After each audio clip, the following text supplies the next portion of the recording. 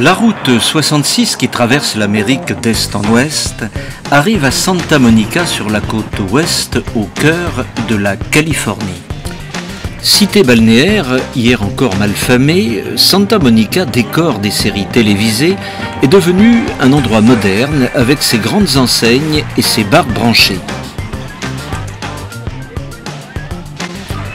Le côté vintage de la ville repose sur le fameux ponton construit dans les années 1870 qui s'appelait à l'origine le Shoofly Landing et qui devait faire partie du port de Los Angeles. Il en a été heureusement décidé autrement et ce fut San Pedro qui lui fut préféré, heureusement pour Santa Monica, qui est devenue une ville d'art et de loisirs, avec notamment sa fête foraine permanente, dont la grande roue se voit depuis le boardwalk de Venice Beach.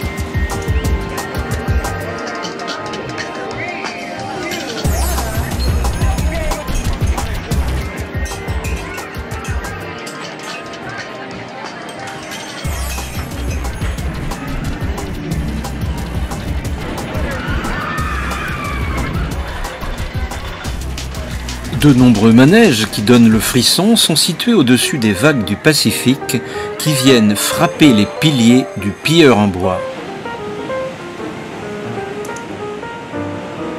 Ce lieu de divertissement apprécié des Californiens et des visiteurs de passage passionne les amateurs de jeux d'adresse et les amoureux de sensations fortes au-dessus des vagues de l'océan Pacifique. Ouvert depuis 1996, le Pacific Park succède au manège déjà installé en 1916 dans la première partie de la jetée qu'on appelait alors le Pleasure Pier. Vouée à la démolition pour cause de projets immobiliers, la jetée en bois a failli disparaître. Elle fut sauvée et restaurée de justesse en 1990 et attire désormais les passionnés d'attractions de fêtes foraines à l'ancienne. N'oublions pas les baigneurs et les nageurs qui affrontent les vagues tumultueuses du Pacifique.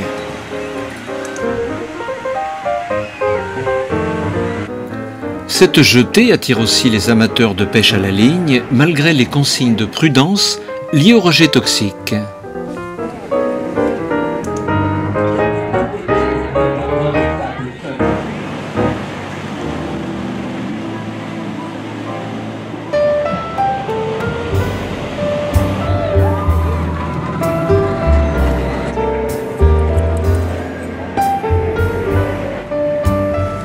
Santa Monica est une belle carte postale de la Californie où l'on vient parfois poser devant les plateformes des maîtres nageurs dans l'espérance du passage d'un photographe de mode, tout en admirant bien évidemment les derniers rayons de soleil se couchant sur le Pacifique.